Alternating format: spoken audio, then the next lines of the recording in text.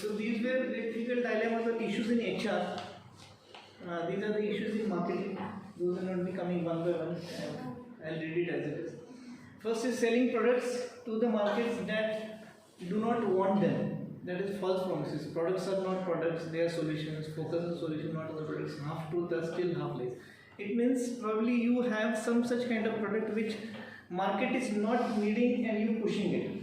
So ideally, if you see your handsets which you are using, mobile phones for that matter, were not a necessity a few years before. So I won't say it was a strategy at the top level or at the company level, but then the need has been created.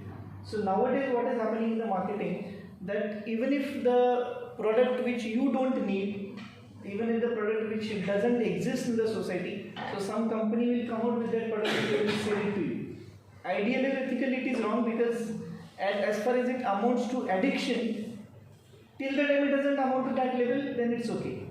But now if you could see that your handsets or mobiles have become an addiction, so that in a way is unethical. So the point here is that you will be selling such kind of product which markets do not want, or very often when you go to the market, say for purchasing something, that salesperson will be selling you the things which you do not want.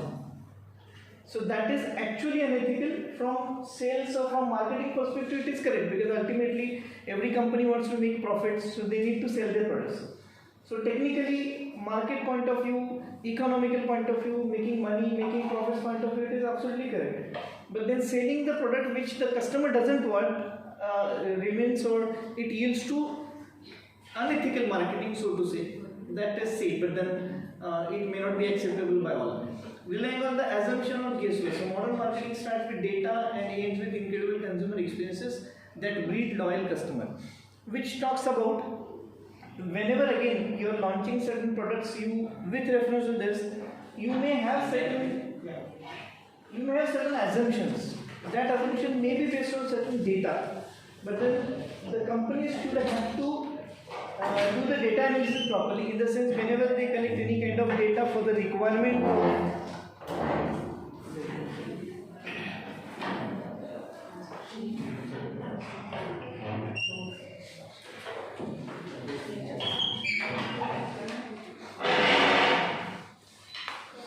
Okay, so when any company is doing any kind of research work that is needed, that's the reason why the subject research methodology is taught to you. When you make any decisions, when companies make any decisions, those are based on certain data which are collected and the data which is analyzed. So there is a big concept and the processing which has come up in all the different types of industries, which is called as an analytics. You might have at least heard of this. So nowadays companies talk about marketing analytics, HR analytics, financial analytics, business analytics is a global term which will include all these analytics. So when with the help of analytics you collect certain data. Now data is not to be complicated so much from understanding point of view. It is some kind of information which you source, some kind of questions you ask to your customers, your probable customers, then some kind of queries you ask, some open-ended questions you collect some kind of information. That information you put it in either some kind of a software or in some kind of a format or in some kind of methodology which will help you to understand the meaning and output of that data. So what I am trying to tell you is, I know because I could see from your faces you are not getting what I am talking. So, so then supposing I want to do something which is commonly done by all the companies, they call it as a market research. Very simple to understand. Market research is study of the market with reference to point number one, whether the product which I have has got a potential to get it sold into the market or not. I have given an example of handsets. So handsets came into existence when probably before that mobile service provider company came into the existence. And as far as my remembering goes, AT&T was the first company to launch mobile network in India. As far as my knowledge goes, I may be wrong, you can search on Google. That time that company, now the company which is Idea now, was called as AT&T in early days when they launched. So that time handsets were a luxury, or the mobile service, having that mobile service itself was a luxury. Not many people used to have it. There used to be one company named as Ericsson.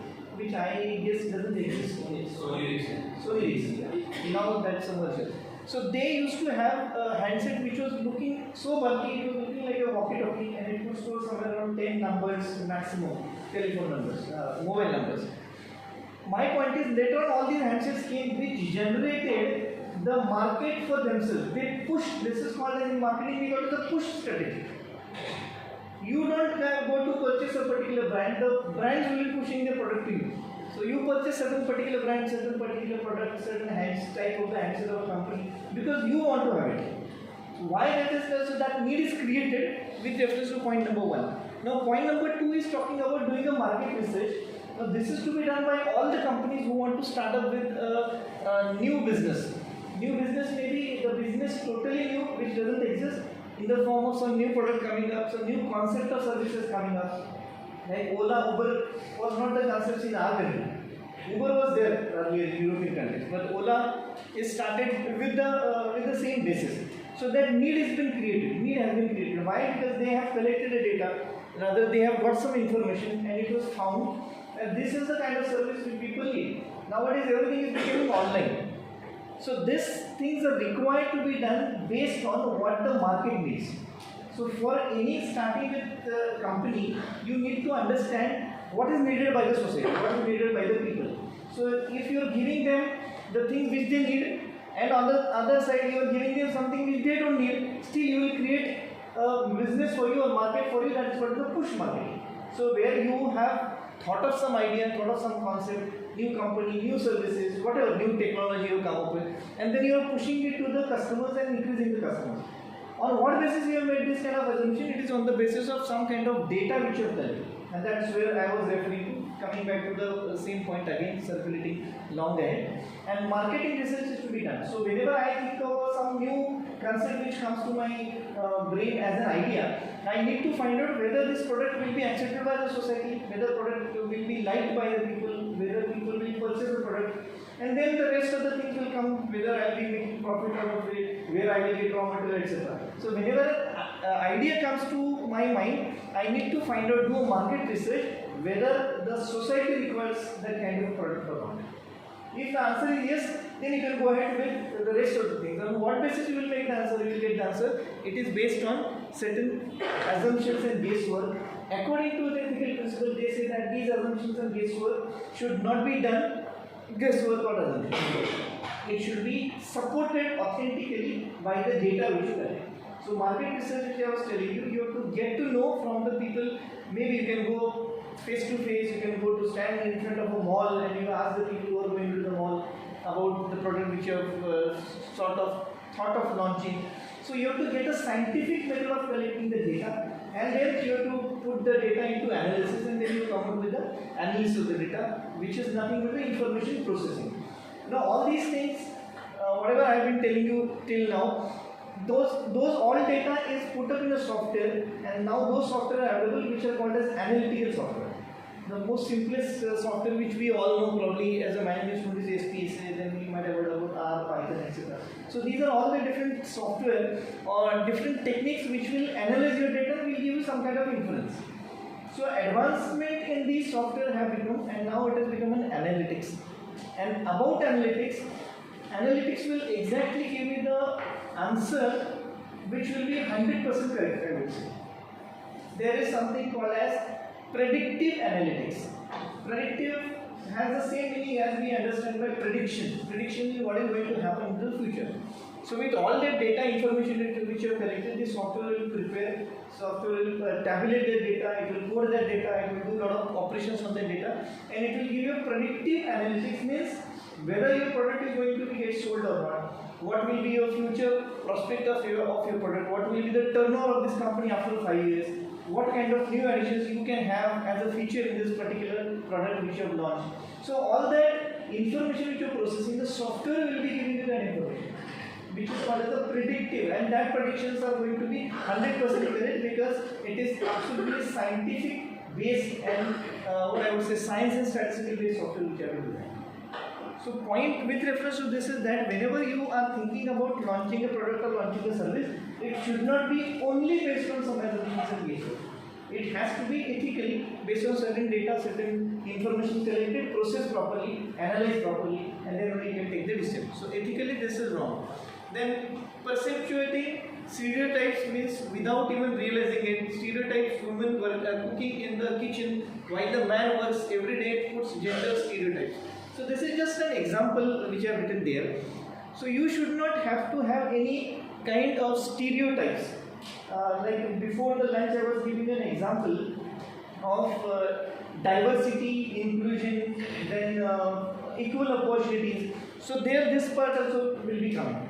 So if I am thinking about appointing, let's say a crane operator in my company, in my manufacturing company. Crane operator, I hope you understand. You might have been seeing the crane on the roads, road construction, bridge construction, metro track construction. So there are different heavy cranes. So if I am thinking about appointing a crane operator, immediately my thought says that I must have to have a male operating the crane. Am I correct or am I wrong? Correct or not? Usually, everybody is likely to think that I will be appointing only the male to operate the crane. Why? Because we have got a stereotype. Stereotyping is considering particular people in a or categorizing particular people into particular group. So I will assume that this is not a work, this is a typical what we call as a masculine type of work. Only male can do or male can do, women cannot.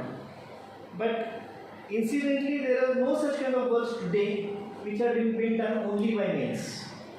Like whatever male or whatever boys could do, girls are able to do it. For your information, you may be knowing that most of the Mumbai metros are driven by girls who are be electronic engineers or be computer science engineers. In Delhi, you might have seen some of those advertisements, trucks are driven by girls or women. Rickshaws are very commonly driven in Pune. Rickshaws are driven by girls or women. All the school buses, most of the school buses are driven by women. Most of the mechanical engineering workshops, you will find girls standing in front of a machine. All automated mechanical machines are operated, most of them are operated by female. So this point says that whenever you are marketing, you should not have a stereotype while marketing your product. You should not consider, you should not be making any kind of a discrimination or a bias between, or maybe based on a gender. That is one example. You should not be making any kind of discrimination based on caste, religion, creed, your ethnic background, your belief system in religion. So you should not be making any kind of discrimination. You may have the product specifically allotted to that particular class, that is okay. But when you are saying a general product, usually you will find salesmen saying you won't be able to use it. That is for आपके साथ के लिए. Why that happens? Because we do have as a human being that kind of an impression in our brain that some things are to be done only by male, some things are to be done only by female. The example given here is cooking. No doubt, I would say 99% houses it may be happening that the girls or women are cooking and males are not doing it. But we should not stereotype, because all the hotels, there are rarely few girls working in the kitchen. All hotels are cooks are there, so chefs are there who are male. Most of them, I would say. So there the percentage will be exactly reversed. So we cannot categorize males should not cook or only females should cook. Or in I know few couples, there were some articles also in similar kind of couples where the husband takes care about the home. That means whatever your mother might be doing at your home, cooking, washing utensils, washing clothes, and the wife works outside in a company or in a corporate. There are very few couples, but then there were articles which I have read, I have seen some of the interviews also. So it is because in our inhibition that only female should do this, only male should do this. As a marketing person, I should not be making any kind of discrimination. So either your product should be like that. So we do have something called as a unisex product. You might be knowing unisex saloon. So same concept is here. So your product should be such that it can be used by anybody. Now all of you are using handsets. Is there any male handsets and female handsets available in the market? So those are all unisex. Of course, there are some models come up. Samsung that folding is being used by most of the females and most of the girls. Then there are some handsets which come with a lot of decorative parts on the external side. Those are mostly used by girls. That may be there. That's a product discrimination, but not a male-female discrimination. So ideally, by doing marketing, you shouldn't be having any such kind of a stereotype. It may be related to region where people are staying. As I can give you another example of difference between Pune and Mumbai. So if you see a boy or a girl in Pune or boy or a girl in Mumbai, there is quite kind of a difference as far as the working styles are concerned. Now you all those who are from Mumbai, they will all agree with me. The new people are much faster as compared to a Pune boy or a Pune girl. Because you run on those trains, local trains, 9:20, 9:12. In Pune, everything is lethargically, aram se, kabhi bhi utho, kabhi bhi jao. But then it is not necessary that every Pune might be like this. That is the point which I want to make. So you cannot put the people into particular pigeonhole that all the Puneans are like that, all the Mumbai's are like that. There might be some lethargic students in your class who are like Pune people, quite possible. But then we cannot compartmentalize like that, that's the meaning. And as a marketing guy, you should not be doing it. Or there should not be any stereotype. The lack of transparency is one of the things which has been very effectively misused by the marketing people. So they will tell you anything which is not true about their product. And you will have the experience specifically when you are purchasing the thing on the roadside. And when you purchase and you ask him, इसका guarantee कितना है? That person will say, ले लो ma'am, पूरी जिंदगी चलेगा. It doesn't really happen. So those kind of false commitment shouldn't be done by the marketing people. So there should be absolute transparency. And some survey has been done. It is found that only 14% said that they believe internet companies about the honest about how they use their data. Only 14% believe the data. So you might be getting the calls from call centers, right? So call centers, how they are actually according to TRAI regulation, that is Telecommunication Regulation Authority of India. They are not supposed to give your mobile number to any private company. But you still keep on getting calls. Marketing calls specifically, ye loan chahiye, wo loan chahiye. Now when I was coming to the class, I was talking on the mobile. I got a call from UK and they said that we are there into international stock marketing. Will you be interested? So that what is point here that your mobile number should not be sold to any company. And that has been proven. Only 14% people will believe on the internet companies. Rest all 100 minus 40, those do not believe. As far as your data sharing is concerned, confidentiality of your data is concerned. I have spoken about that Facebook case which you all know. Facebook, he had to pay millions of rupees as a fine for stealing the data and using the data for some other purposes. So that could be the best example where that's a live example about transparency to be maintained.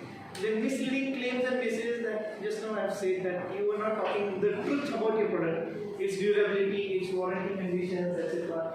Then usability, then its effect specifically. There was this company, Fair and Lovely, they used to claim 7 दिन में गोरापन.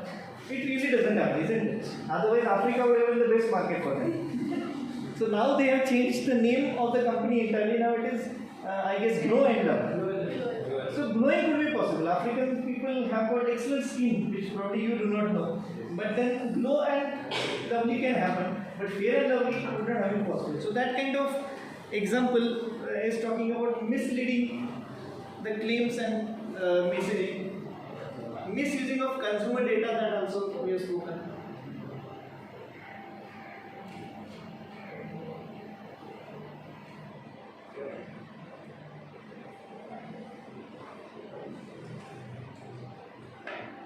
Okay, these are few examples which we know based on issues in marketing.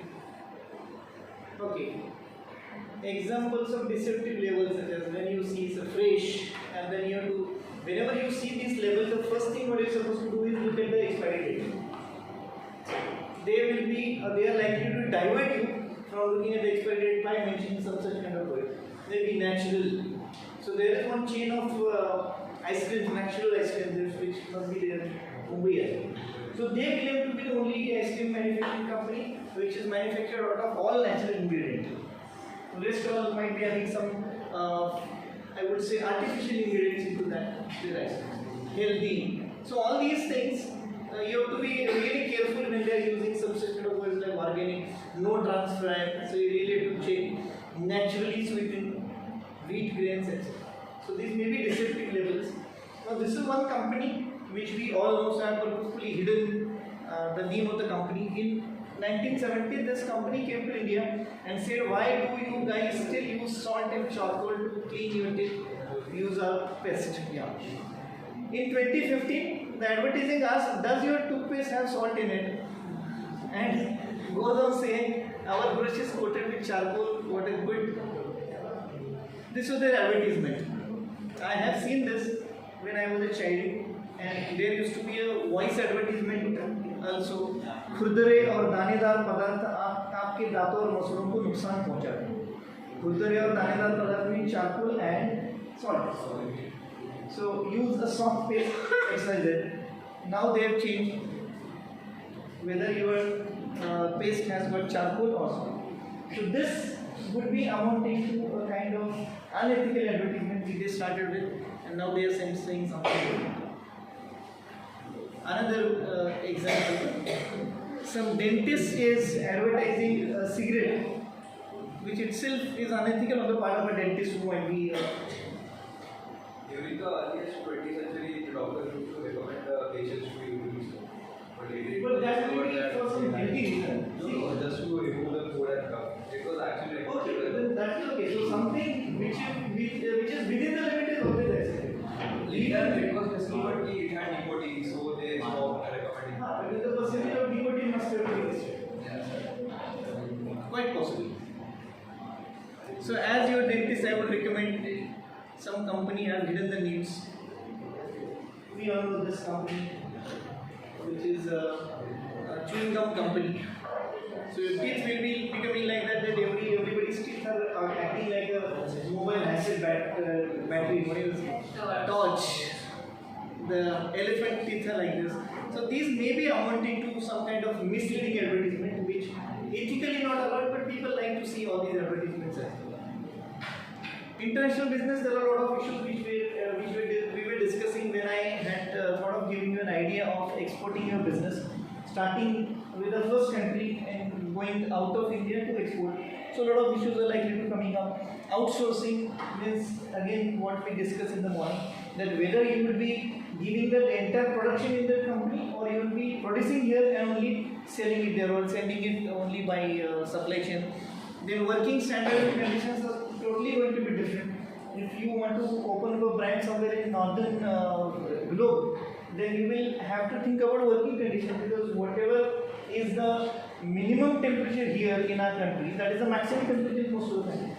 Most of the top north global countries, they do have 7 degree and below temperature. I remember I had gone to Azerbaijan, the country which probably you might have heard of. So there the average temperature of 4 degrees centigrade, highest was 7 degrees centigrade. You cannot have the same working conditions there as you have. So here these air conditioners are used as air coolers in our country, where those are used as air heaters. This also has got a capacity to heat the air. What I am talking about is the working conditions which are going to vary from country to country and place to place. So those may be some of the issues to be thought about. Workplace diversity, equal opportunity, inclusion, we have discussed a lot about this. Child labor, human rights, child labor is anyway banned across the globe. It's probably the India where we took it seriously at very later stage. Child labor is banned across the world. Human rights is a big issue again in the entire world. They are talking about what an individual should be treated when he is there as a human being in the society. So human rights are that aspect. Labor standards are going to be varying from country to country. Environmental standards, though remaining same at the pollution control level, but those might be slightly different from country to country. Cultural diversity is one which you have to think about, specifically when you are tying up with the Western countries and you being an Indian couple. Their entire culture and way of working is totally different. So you have to think about that. Corruption is a very common game in most of the countries. There are 200 plus countries, and every country is trying to compete with each other as far as corruption is concerned. Then we should try to see that we are going near down to the corruption. Corporate governance styles, rules, regulations, laws, acts, bylaws will vary from country to country. Bribery is corruption. Fiduciary duties, differences in the employment laws, those all have to be thought of while you are dealing with any international businesses. I won't go much into details of it for a time constraint. This is one example, but when I prepared this slide, I remembered. I don't remember right now what it is. Okay, then this is one case of international business where they are talking about carbon footprint. Now, carbon footprint is a common concept which is used across the world as far as the environmental balance or environmental pollution is concerned. So, whichever is burnt, most of the processes are likely to give out carbon dioxide in the form of either smoke or in the form of something burning, in the form of certain chemical processes happening. Carbon dioxide is given out everywhere around us, even right now. We all are releasing out carbon dioxide from our nostrils. So carbon dioxide is one of the most dangerous element to the environment. So it is further transferred into creating a pollution of environment, and companies have to take care about carbon footprints. Even if you are printing something, so the printers, even this PCs, this what is this projector, from everywhere the carbon dioxide is likely to be released. So as far as you are trying to diminish or reduce this carbon footprints, then you are better taking care of the environment. So this is there is some company, this company named as Verency, which is a fintech company, fintech innovator. They have come out with the measurement of carbon footprints. So they call it as a carbon footprint calculator. And some of the recent surveys say that 78% say that they are more likely to make environmentally friendly purchases if they can see the carbon footprint. In 78% of the customers, they are saying that they are ready to purchase a product which are leaving out less carbon footprints. Then 68% of them expect their banks to offer eco-friendly payment solutions, and over 52% would switch banks to access the product and services that help to understand carbon footprint, which is simply methodology of doing all the transactions with the help of papers. Now, when you want to take out the money from the bank, earlier we used to go to the bank and there used to be check, we used to maybe fill a withdrawal slip, then we used to give it on the other side, then you will write it on passbook. Nowadays all these things have become a soft copy, which has reduced the carbon footprint to a greater extent, because first of all, burning pages or wasting pages itself is creating a lot of carbon dioxide out of it. Pages are manufactured out of wood, which is cut from the trees. So cutting down the trees, converting it to carbon dioxide. When the trees are cut, trees is the only source of oxygen for the human beings. So you are allowing those trees not to give us oxygen by cutting them. So all we are trying to do is then putting the environment into the danger.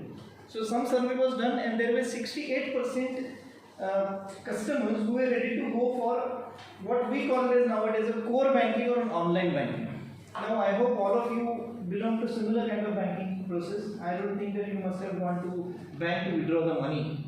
Nowadays with the different kind of apps like PayPal and then GPay, PhonePe, etc. That is making totally all carbon dioxide footprint 0% has been left by all these banking sector. So 68% people say that we are ready to shift the bank if the bank is not following to leave carbon footprints. So some companies come up with a carbon footprint calculator, so they have given all these figures which you can read later. So if you drink 1 cup per day, you are generating 155 kg of carbon, and then it is as if you are driving 640 kilometers of your vehicle. So that you can read, that's just an information, may not be so much important. But then these calculators are to be used maybe in near future by all the companies to see that they are being very much ethical on the environmental front and specifically to the international market. Because internationally they are giving more importance, and country to country it might be slightly varying. These are all references which you can see. These are the two YouTube videos which you can see later. Okay, now with all those things put together, those are something called as business ethics, which I won't explain much because with the examples already done. So there are some set rules or principles that organizations should follow. While in business ethics, refer to code of conduct the business is expected to follow while doing business. Code of conduct is set of rules as binding by the people working in the organization. So everybody who is a part of the organization should follow.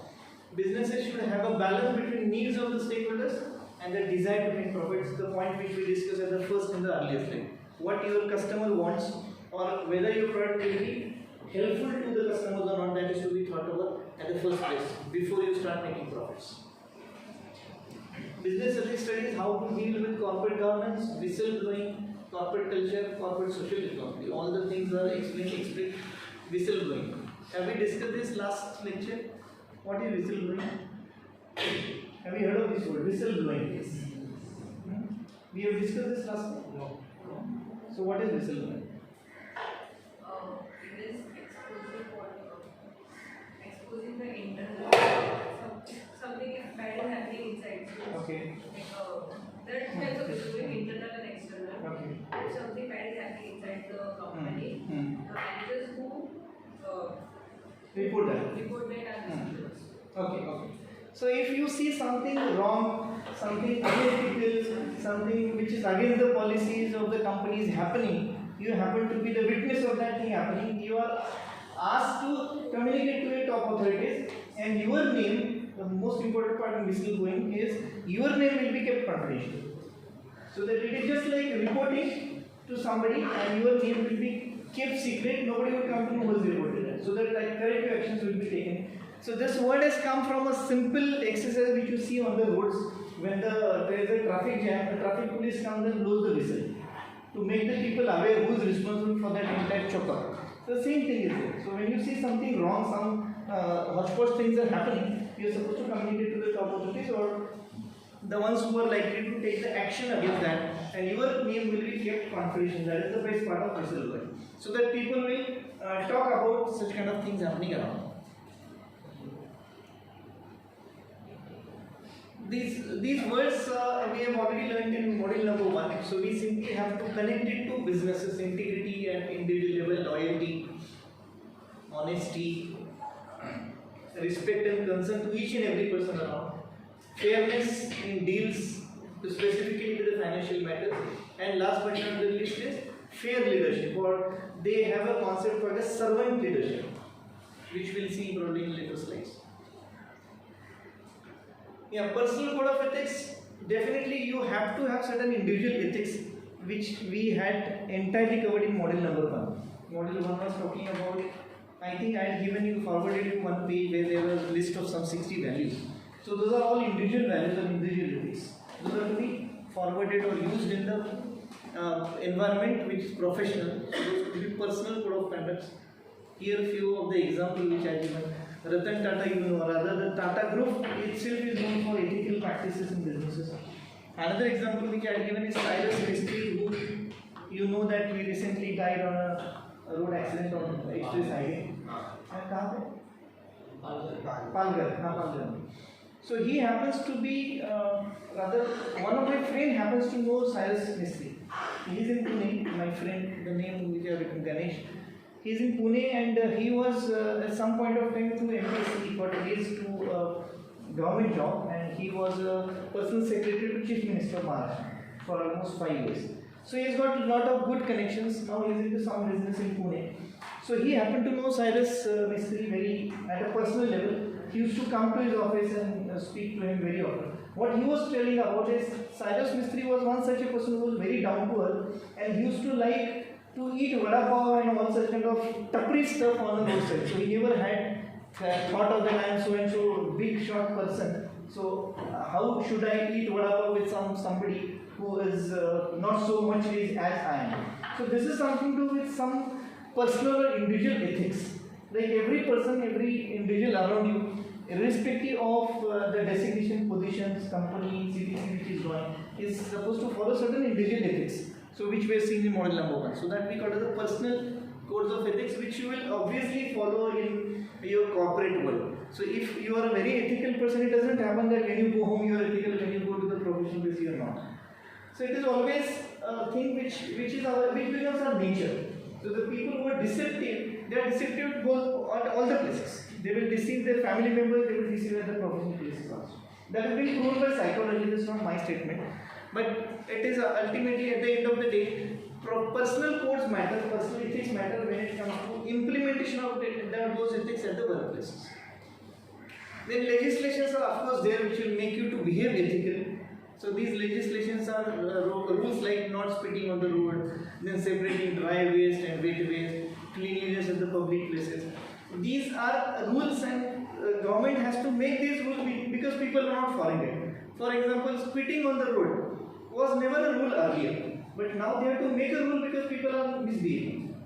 Then even separating dry weight and waste weight. Still there are no rules if you are mixing it. But then government is promoting the awareness. Even wearing helmets, I could give an example, or wearing seat belt was never required to be made as a rule, because it is an awareness which is required to be generated in the minds of the people. So if they are not doing it, then we have to come out with the legislation. Cleanliness in the public places, there are places like Pune and Mumbai, if you happen to throw a litter anywhere, you might be punished, or you might have to pay some fine. Then leadership is one which will make the organization become ethical or not. I have already talked about Tatas, so they are the leaders. Then Deccan University I have spoken earlier. Then few other people, MIT founder, Mother Teresa, Dalai Lama, Swami Vivekananda, Azim Premji, Wipro's CEO. So these are all leaders who have proven to be very much ethical. In India, Ethos and after that Wipro is one of the most ethical practice company. Tata Groups, Infosys, and then third one is Wipro, owned by Azim. Government rules and regulations, CSR, we have spoken earlier. Corporate social responsibility is made compulsory in 2010 by the government, because people were not doing it ethically on their own. Then workplace safety, product safety that we have discussed just now, fencing the companies, following all the safety rules and regulations. There is a position in the manufacturing company which is called as a safety officer. His only lookout is to go around and see whether the safety precautions are taken care by everybody who is supposed to be there in that shop floor. Then ethical codes of the company. So it is basically the public image, goodwill of the company. So it's a cultural image which people understand and people follow the company accordingly. Social pressures. Now there was that case of Maggie which we have seen in the video. So that came up onto the surface because of social pressures. So there was one, I forgot the name of the city, somewhere in South India. They have filed a case against Maggie which was amounting to some $650 million. So that was a social unrest, and that is the reason why the company had to take some ethical steps. Cadbury also the same thing happened. That worm was found in Cadbury, so somebody has reported it, and that has become a hype by the media, and the company has to withdraw all their stock of $120 million from the market. So this is required because of the social pressure. You have to become ethical. So probably because of that social pressure, companies are trying to be more ethical in all their businesses. Ethical climate in the industry is talking about leadership, following ethical codes, etc. So competitors strategy and market position. So to make your market position strong, you should not unnecessarily compare yourself with the competitor and defame the competitor. So some of the advertisement which you might have seen, typically the advertisement of washing powder or maybe washing soaps or bathing soaps, they will show the competitor's product without of course knowing the removing the sticker or the company's name. So that, but ultimately they want to show that we are better than somebody else. So that is amounting to unethical practices as far as ethical climate of the industry is concerned. Now this could be categorized into internal ethical factors and external. Now you will have to tell me where the first will go, internal or external. Controlling factor. Internal. Second is leadership. Leadership. Internal, the person who starts with the company. Government rules and regulation, of course, external. Ethical codes of the company. Internal. Social pressures. And ethical climate is again external. Yeah, competitor strategies, the market. So these are could be categorized into internal and external. Same thing again, so I'll keep. So there are two models before we close for this chapter. We need to understand step model. So these are the steps which have to be taken. Stop and think. So recognize the ethical decision and avoid decision making or rash decision. Now we are seeing this model with reference to ethical decision making. So therefore in the first step, for example, should I download music illegally? That is the question which you have to think about first. Download illegal music means all the music which you are using for your own personal use, maybe listening to them, all those are copyrighted. So even if you are downloading, some of the sites will allow you to download. There are certain non-copyrighted music also available on YouTube, but not all you can download. Basically, YouTube doesn't. Earlier, a few years before, YouTube used to have a download button, but I guess now you cannot download the videos from YouTube. Again, the major issue is with the authenticity. and with the permission of using that particular downloaded music or maybe some YouTube content or even certain pictures, images which you find out in Google. Some of the images do have some watermark behind, so that even if you download, people will come to know from where you have taken it from. So first question should come to your mind is, should I download the music illegally? Then clarify the goals. That means, for example, my goal is to have a wide variety of music on my iPod. That is my goal. Then comes determining the facts. So facts might include that it is illegal to download music and I could get caught. So I know that these are the facts which I am likely to face. Then develop options. So option 1 is download the music. Option 2, don't download the music, but purchase the song instead. So there are many movies which are not available directly on any of your subscribed channels or not available on YouTube. So if you want to watch it, they will show you some kind of maybe 1 minute or 2 minutes, up to 10 minutes kind of a trailer of that movie. For watching a full movie, you may have to pay. That payment might be 50 rupees for watching the movie only for 24 hours again. So you have to think as an option that whether I will download as it is from some different sites which are allowing you such kind of material to download, or whether I should pay. Whether I should download it and to pay or purchase the song instead. So consider consequences. If you download it which is not allowed legally to download, what will happen? So it will happen, the harm might include downloading for free means that list is not being paid for. The artist may stop producing the music, and the good might include the fact that I would have to have that song list on my playlist. So I might have that song on my playlist, but always I will be in thinking that I might get caught, and then that might amount to downloading illegally. And choose, monitor and modify. So I choose not to download. After making the choice, I consider that was a right choice. So this process should happen with the industrial environment as well. This may be a personal or individual example which I had given with that model to understand. So decision making always should happen in the same steps. So first is stop before you do anything, before you take any illegal action, unethical action. Then clarify why do you want to do it. Then comes determine, to try to find out, to collect the facts. Then develop possible options. Then what are the consequences, and then choose and modify. So this model is nothing but the first model which I started with today, if you can remember. Collect the facts, try to find out what are who are the stakeholders, how they are going to get affected, collect lot of information, analyze that information, try to see every step what are going to be the consequences, repercussions, outcomes, and then you can think whether you want to go for it or not. There is another model which is abbreviated as PLUS. P stands for policies, L stands for legal, U stands for universe, and S stands for self. So it should start from universal, somewhere in between. Before it comes to yourself, you have to ask yourself whether it is universally accepted or not. So the module 1, whatever values I have told you, those are called as UHV, universal human values. So whether you are here in India or any part of Honolulu, Africa, wherever, those value systems will not change. So universally you have to say whether these value systems conform with the universal value systems or not, and then you come down to yourself. Whether you are the one, whether you want to follow those particular values, or you are just okay going ahead with it. So this is a model which is called as plus filter model of decision making. Now there is one example of which is also known as a 12 question model. So if you just ask these 12 questions to yourself, you will get these 12 answers. We'll see one by one, and then we'll finish with this unit. First question is, have you defined the problem accurately? Now what is the problem? My problem is that I cannot afford to buy the printer ink, and I have the same printer at home. Since I do some work at home, it seems fair that I can take the printer ink.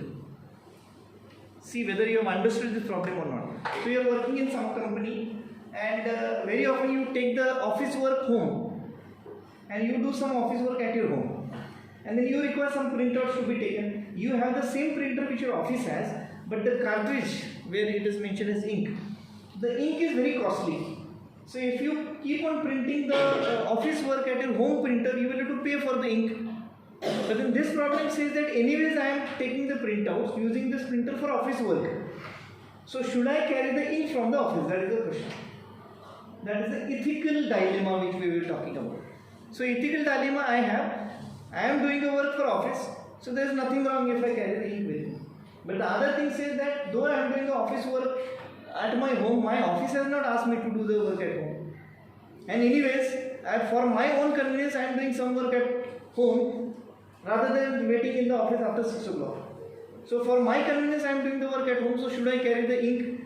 That is wrong. That is what my second dilemma. We have spoken about two sides of thinking. One mind will say yes, there is nothing wrong. The other mind will say no, it is illegal or not illegal, unethical. Because we are discussing only ethics here. That is the problem. Is this clear? So out of that 12 question ideology to follow, first question is, have we defined the problem accurately? This is the problem which that person or maybe as an individual has decided. Second question should come, how would you define the problem if you stood on the other side of the fence? He is saying the answer to this, if I am allowed to take the ink home, others may feel the same, those who are working maybe of same designation with the same department, and that means the company is spending a lot of money on printer ink for the people's home use. That may be the impression in the mind of others. Think from you being that person and you are trying to take the money, ink or whatever you call the cartridge at home for using for your home printer. What others will think, who may be your colleagues, who may be working in your own department, maybe having your cabin next to you. So they will see and they will think that a lot of money on the printer ink for the people's home use. They will always keep talking. He is taking cartridges every day, so why company should pay his own printers? This happens. This is a very common problem which has been found in most of the clerical departments of most of the companies. How did this situation occur in the first place? So it has occurred due to the fact that I have so much of work that I need to take some of it home, and often I need to print it home. That's, I told you right at question number 1. To whom and what do you give your loyalties as a person and as a member of the company? I am loyal to the company. I am very much sure that I am loyal to the company. What is your intention of making this decision of taking the ink home? My intention is to use the ink for work purposes only. Means only for the office work. That is my intention. How does this intention compare with the likely results? If I take home this ink, my intention may show I am disloyal because it's a company's property which is unethical to carry. Disloyal to the company and do not respect company's policy. That may be another repercussion of that question. Whom could your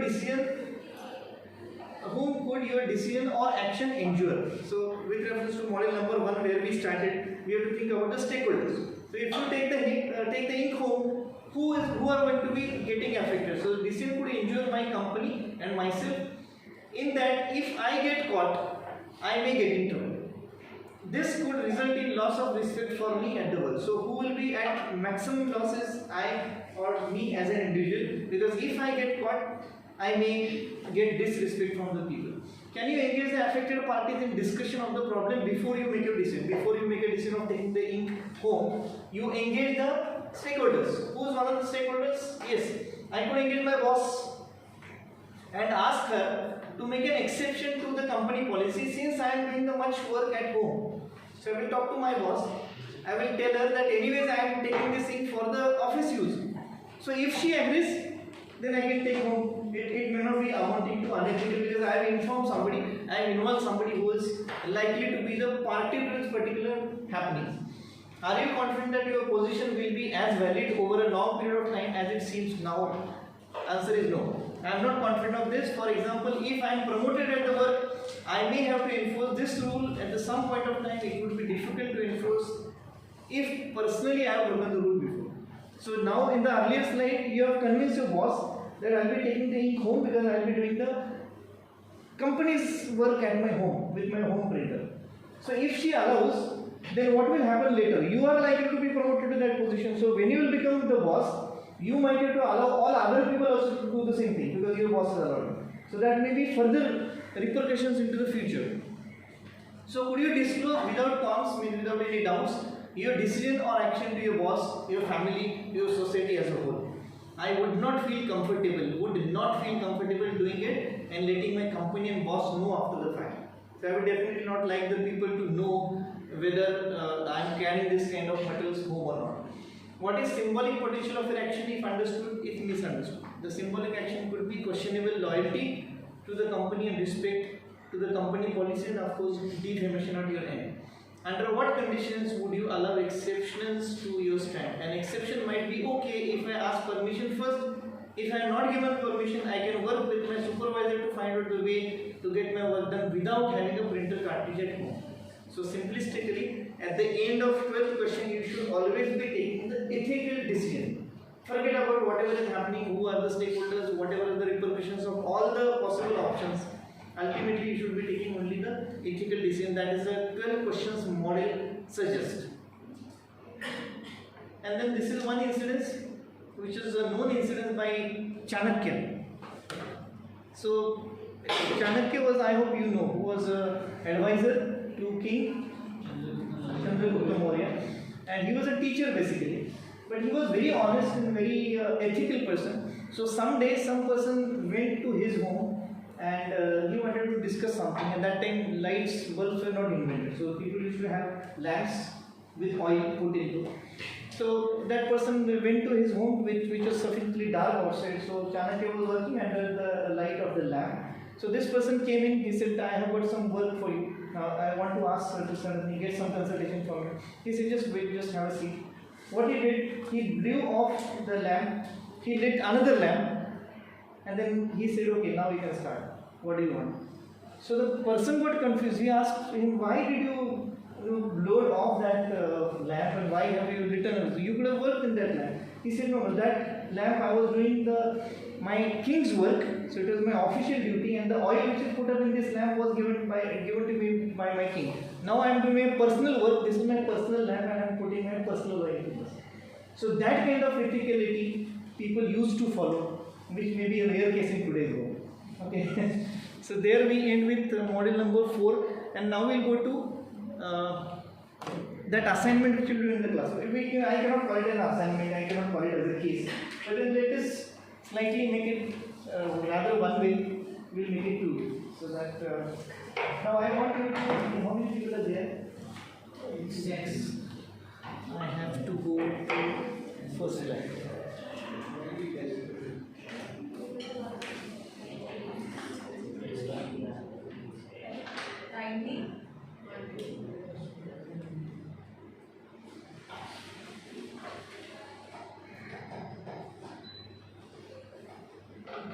Yeah, I want these many 5 groups I want. 1 production, 1 marketing, 1 finance. Or if we have less people, R&D could go into production.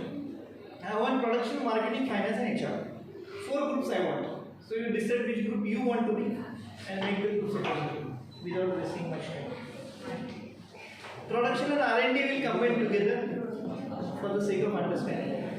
Marketing we want separate group, finance we want separate, HR separate. R&D and production together.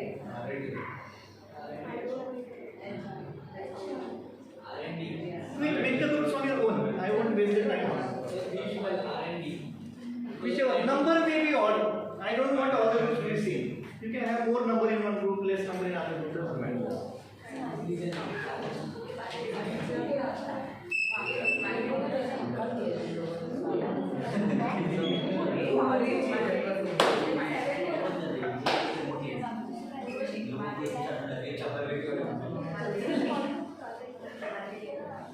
Make the rules. I'll give you 5 minutes break.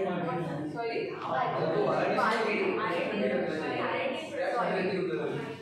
R&D and production is same.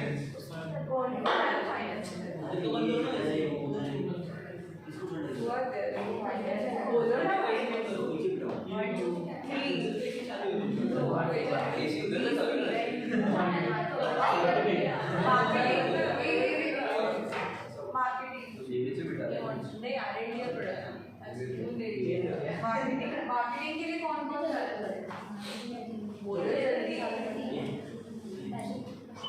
You are supposed to sit together after the discussion is done. Finance वाले और दीदी के क्या जाओ finance